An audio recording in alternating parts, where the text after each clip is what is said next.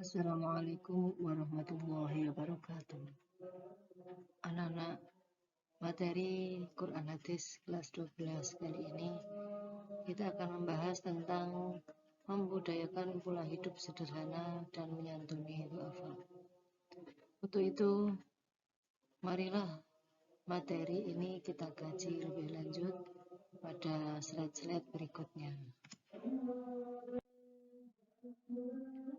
Tujuan materi ini disampaikan agar nantinya kalian bisa menulis membaca dengan fasih dan benar ayat-ayat tentang hidup sederhana dan menyantuni du'afa.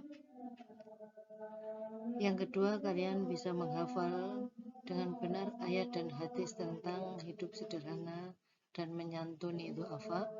Yang ketiga adalah bisa menganalisis dengan setara tajam ayat dan hadis tentang hidup sederhana dan menyantuni du'afa. Yang keempat, bisa mengamalkan pola hidup sederhana dan menyantuni du'afa, sebagaimana yang dijelaskan dalam peta konsep berikut ini. Kalian harus bisa membaca, menulis, sampai menganalisa. Oke? Ayat-ayat yang kita pelajari adalah ayat dan hadis ini. Yang pertama, kita akan membahas tentang Al-Furqan ayat 67 yang berbunyi A'udzubillahi minasyaitonirrajim walladzina, dan orang-orang yang idza apabila anfaqu mereka membelanjakan, lam tidak, yusrifu mereka berlebih-lebihan, walam dan tidak, yakturu mereka kikir, wakana dan adalah, baina di antara dalika itu qawaman berdiri. Maksudnya ayat ini menjelaskan tentang orang-orang yang membelanjakan hartanya itu tidaklah seharusnya tidak mau berlebih-lebihan dan tidak pula kikir. Maksudnya adalah di antara dari itu. Paham? Jadi dalam membelanjakan harta itu tidak boleh terlalu berlebih-lebihan dan terlalu kikir, tapi harus tengah-tengah di antara itu. Berikutnya kita akan membahas tentang Quran surat Al-Isra ayat 26 sampai 30 yang berbunyi A'udzubillahi minasyaitonirrajim, bismillahirrahmanirrahim, wa ati, dan berikanlah kepada keluarga al-qurba yang dekat, haqqahu haknya. Kita diberi oleh Allah rizki untuk membagi rezeki yang diberikan Allah kepada keluarga kita yang terdekat dengan hak-hak mereka. Wal miskina, dan yang kedua adalah kepada fakir miskin. Wabnas sabil, berikutnya kepada orang-orang yang berada di perjalanan, orang-orang yang kehabisan bekal. Contohnya di sini adalah santri, itu anak-anak yang berpendidikan dan lain sebagainya, menempuh pendidikan di suatu tempat dia tidak bisa mempunyai bekal untuk hidup, maka itu disebut dengan ibnas sabil. Wala, dan janganlah tubadir kalian itu boros, tabdiran dengan boros-borosnya. Karena apa? Innal mubadirina, sesungguhnya berlaku boros, kanu mereka adalah ikhwanan, saudara asyayatin, setan-setan. Wakana, dan adalah asyaitonu, setan itu, lirabbihi, kepada Tuhannya, kafuron, ingkar. Ini jelas sekali bahwasanya kita disuruh oleh Allah tidak boleh kikir, tidak boleh boros maksudnya, tapi ya juga tidak boleh kikir. Di sini kalau kita mempunyai harta, maka kerabat kita yang dekat harus didahulukan haknya. Kemudian fakir miskin, baru ibnu sabil, dan dalam memberikan sesuatu tidak boleh seboros-borosnya, sehingga kebutuhan pribadi nanti tidak akan bisa terpenuhi karena habis dikeluarkan untuk berbagi. Jadi harus sedang-sedang, tidak boleh pengen dipuji oleh orang lain sehingga menghabiskan harta tersebut. Karena sesungguhnya berlebih-lebihan itu termasuk saudara dari setan. Dan setan itu adalah kepada Allah Subhanahu wa taala ingkar, tidak mau kalau disuruh untuk irit, dia berlebih-lebihan. Oke. Nah, berbicara tentang berlebih-lebihan di sini, salah satu contoh lagi yang sering sekali kita jumpai adalah memubazirkan atau menyia-nyiakan sesuatu. Di sini adalah saat kita dijamu oleh orang, entah itu di suatu resepsi, entah itu di suatu pesta apapun, pokoknya ya resepsi apapun, itu banyak sekali orang yang mengambil makanan tapi tidak dihabiskan. Banyak orang yang menerima, dikasih, maaf ya, nasi piringan itu disisakan. Itu adalah suatu mubazir, menyia-nyiakan. Hal itu adalah termasuk juga saudara setan. Nah, itu tidak diperbolehkan, termasuk kalau sudah tahu seperti ini kok tidak dituruti, berarti termasuk saudara setan yang ingkar kepada Tuhannya. Na'udzubillah. Berikutnya adalah wa imma, dan jikalau mu'ridonna, kamu berpaling anhum dari mereka, ibtighoan, mencari rahmat atau kasih sayang min rabbika, dari Tuhan. Tarjuha, mereka atau kalian mengharapkannya, fakul, maka katakan lahum kepada mereka, qaulan, dengan ucapan, maisura, dengan lembah lembut. Jika kalian itu berpaling, maksudnya di sini tidak bisa memberikan sesuatu kepada dzawil qurba, masakin, dan lain sebagainya, tidaklah kita itu berkata kepada mereka dengan kasar, tapi katakanlah dengan lemah lembut, maaf ya aku nggak punya, carilah rahmat atau kasih sayang Allah, dengan mengharap kepadanya bahwasanya Allah lah yang memberi rahmat. Maka dari itu kalau tidak bisa memberikan sesuatu kepada orang lain, maka haruslah berkata dengan lemah lembut, mohonlah maaf, jangan malah mencaci maki, sudah tidak memberi kemudian berkata sesuatu yang tidak senonoh. Saya sendiri contohnya tidak bisa makan ini itu, atau selama pagi tadi belum dapat ini kamu kok sudah ini itu. Jangan sampai kita mencaci maki orang lain kalau kita itu tidak bisa memberi sesuatu kepada yang lain. Ayat berikutnya, wala taj'al, dan janganlah kalian menjadikan, maksudnya yadaka, tanganmu, maghlulatan, terbelenggu, ila unukika, kepada lehermu. Dan jangan pula kalau punya, ya, janganlah menjadikan tangan kini ini terbelenggu, itu maksudnya tidak mau memberi, terbelenggu di leher itu tidak mau memberi sama sekali kepada fakir miskin atau orang yang membutuhkan. Wala tabsudha, dan janganlah kalian mengulurkannya, kulan, semua, al-basti, dengan uluran. Fataq'udah, maka kamu akan duduk maluman, dengan tercela, mahsuron, dan penyesalan. Jangan sampai terlalu boros, dan jangan terlalu kikir. Jadi sedang-sedang saja dalam memberikan sesuatu kepada orang lain, biar tidak menyesal dan menjadi orang yang tercela. Inna rabbaka, sesungguhnya Tuhanmu, yabsutu, mengulurkan rizki, liman, bagi orang yang yasha'u, dia kehendaki, wayaktir, dan dia menentukan, innahu, sesungguhnya dia, karena adalah bi'ibadihi, kepada hambanya, khobiron, maha mengetahui, basiron, dan maha melihat. Ini adalah bahwasanya Allah lah yang akan memberikan rezeki kepada orang yang dikehendaki, dan Dia akan menentukan apa saja yang dibutuhkan oleh hambanya. Allah Maha tahu siapa yang membutuhkan, Allah Maha melihat siapa yang mau memberikan berbagi hartanya itu kepada sesama manusia. Berikutnya, Quran berikutnya adalah surat Al-Qasas ayat 79 sampai 82. Ini menjelaskan tentang saat Korun keluar dari kaumnya dengan menggunakan perhiasan atau kemewahan yang menutupi tubuhnya mulai ujung rambut sampai ujung kaki.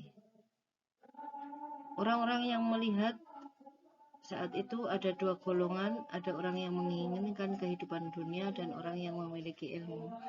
Mereka sama-sama ngomong, wih, itu orang yang menginginkan kehidupan dunia.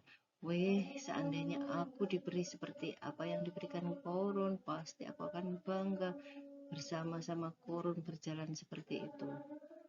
Padahal hal itu adalah suatu yang dibenci oleh Allah Subhanahu wa taala. Mereka menganggap bahwasanya ya laita lana, seandainya lana bagi kami mislama seumpam seperti apa yang utia diberikan Koruna kepada Korun. Innahu, sesungguhnya dia Korun ladu benar-benar memiliki haldin perberuntungan azimin yang besar. Pasti beruntung, enak jadi Korun, mau kemana-mana pakai perhiasan, gak kekurangan sama sekali. Mereka menganggap seperti itu. Tapi orang-orang yang beriman, orang-orang yang mempunyai ilmu, dia berkata, orang-orang yang mempunyai ilmu tersebut, celakalah kalian, karena kalau kalian menginginkan kehidupan seperti Korun, termasuk orang yang celaka. Padahal sawabullahi khairun, pahala Allah itu lebih baik daripada apa yang diberikan Allah kepada Korun tersebut. Itu akan hilang, akan dimakan usia. Tapi kalau Allah yang memberi kelak di akhirat sana, hal itu tidak akan pernah habis dimakan masa. Nah, itu diberikan kepada siapa? Liman amanah, bagi orang yang memiliki keimanan, wa amila solihan, dan orang-orang yang mengerjakan amal soleh. Wala, dan tidak yulakoha, diperolehnya illal sobirun, kecuali orang-orang yang memiliki kesabaran. Jadi hanya orang-orang yang bersabar, menahan diri dari godaan rayu setan, itulah yang bisa memperoleh sawabullahi khairun, pahala Allah yang lebih baik dari yang apa yang diberikan pada Korun. Di sisi lain, Allah menenggelamkan Korun beserta rumahnya ke dalam bumi.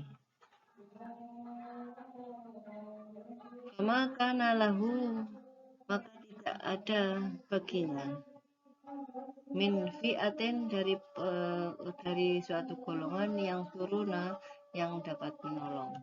Satu pun tidak ada yang bisa menolong karena telah dibenamkan berikut rumahnya ke dalam tanah oleh Allah Subhanahu wa taala.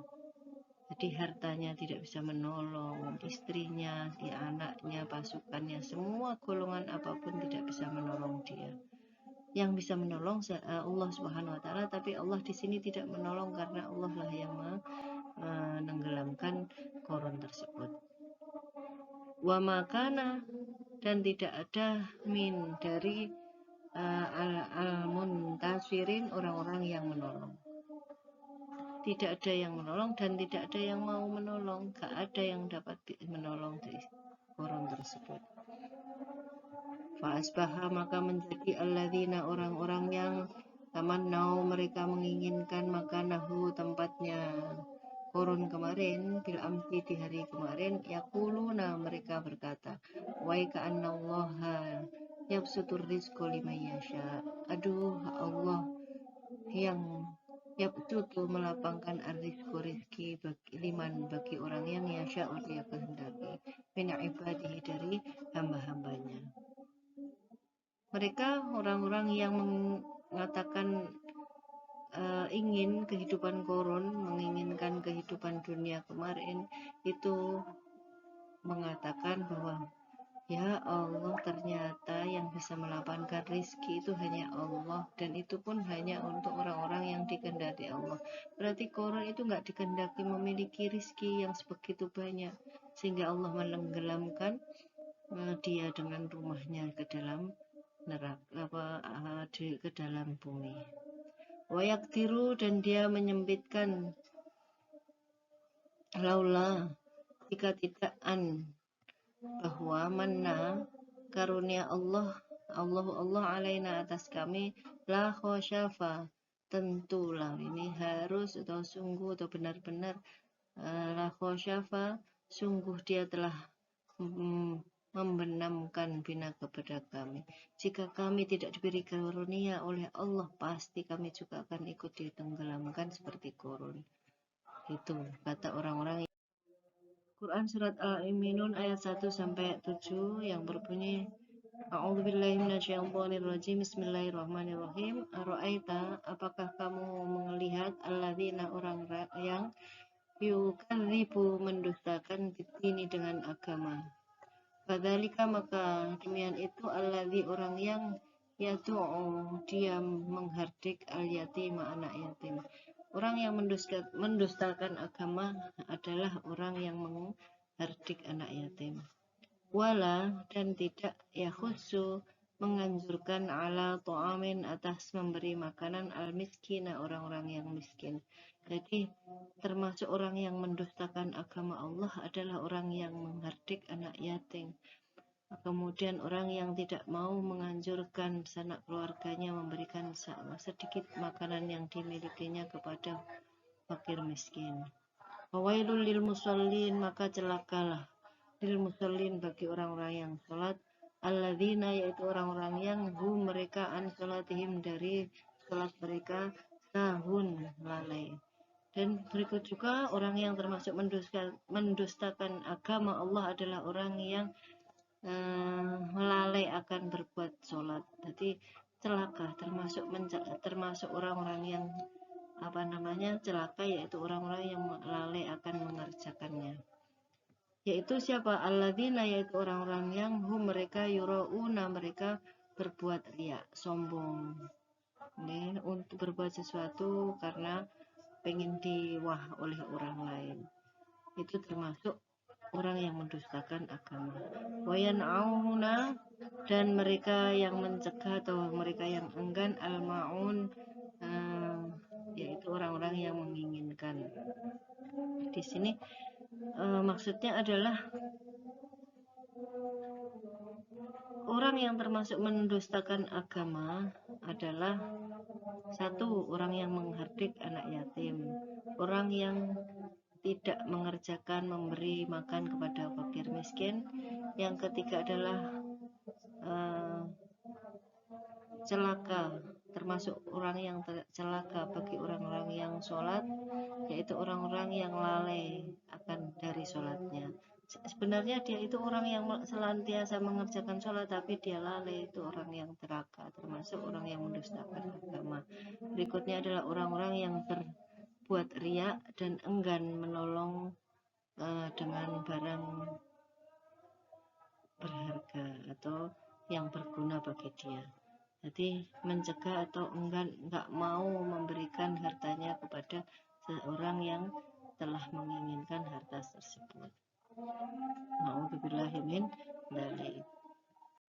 Berikutnya kita akan membahas tentang hadis larangan berlebih-lebihan dan anjuran menyantuni du'afa. Yang pertama adalah hadis yang berbunyi an Abdillah bin Amrin, hadis yang berasal dari Ibnu Amr, anna Rasulullah sallallahu alaihi wasallam, sesungguhnya Rasulullah sallallahu alaihi wasallam, marro, lewat, bisya'tin, dengan melihat saat, bahwa dan dia saat itu ya tawadhu, sedang berwudu. Faqala, maka Rasulullah bersabda, ma hadza syarafu, dan mengapa kamu itu berlebih-lebihan seperti ini? Faqala, menjawablah Sa'id kepada Nabi, afil wudu'i bisrafun, apakah di dalam berwudu ada suatu berlebih-lebihan?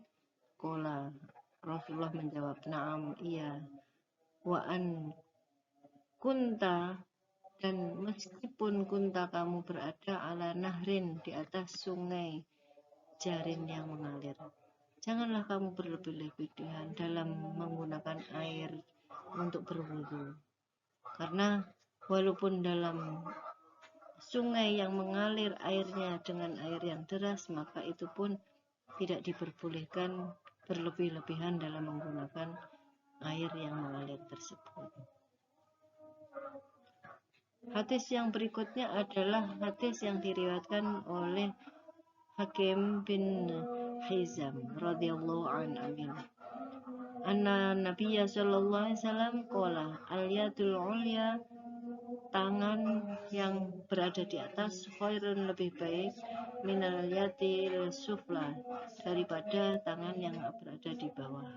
Maka dari itu, wabda, awalilah, biman ya'ulu, biman dengan orang yang ya'ulu, menjadi tanggunganmu, wa khairun, dan sebaik-baik sodakoh an-dhuhri, dari orang yang sudah dhuhrun, rinan, itu cukup, paman, dan orang yang yastaghfif, menjaga dirinya, yu'ifuhu, maka akan menjaga Allah padanya Allah.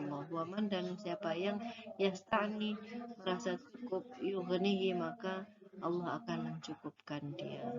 Yughnihillah, maka Allah pun akan mencukupkan pada dia. Di sini hadis ini menjelaskan bahwa orang yang memberi itu lebih baik daripada orang yang meminta-minta. Maka dari itu, awalilah dalam memberi sedekah yang baik, sebaik-baik sedekah itu kepada seseorang yang kamu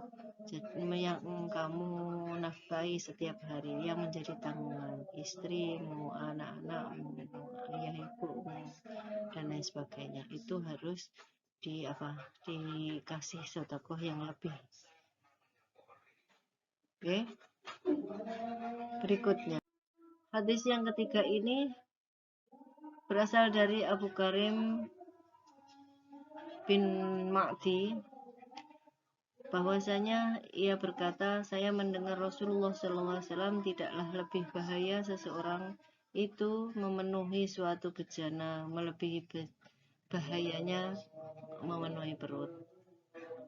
Cukuplah bagi anak Adam beberapa suap makanan yang dapat menegakkan tulang punggungnya, dan seandainya ia tidak mampu berbuat seperti itu, maka sepertiga untuk makanan, sepertiga untuk minum, dan sepertiga lagi untuk nafasnya. Jadi tidak lebih bahaya orang yang memenuhi suatu bejana atau wadah dibandingkan memenuhi perutnya. Jadi kalau mempunyai nafsu makan itu haruslah dikendalikan, jangan sampai makan itu sampai memenuhi perut. Oke. Karena kata Rasulullah, makan itu adalah sesuatu yang bisa menegakkan tulang saja, tulang punggung saja. Jadi sekedarnya begitu.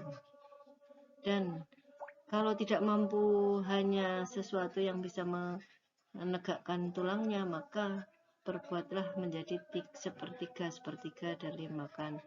Yang pertama adalah diisi perut itu dengan makanan, sepertiganya adalah untuk minum, yang sepertiganya yang lain adalah untuk nafas. Jadi ini juga hadis yang menjelaskan tentang larangan untuk berlebih-lebih. Sekarang kalian tulis, baca sesuai dengan anjuran ini. Silahkan dikerjakan di buku tugas dan dikumpulkan. Semoga manfaat, barokah masalah fiqh wa dunya wal akhirah. Assalamualaikum warahmatullahi wabarakatuh.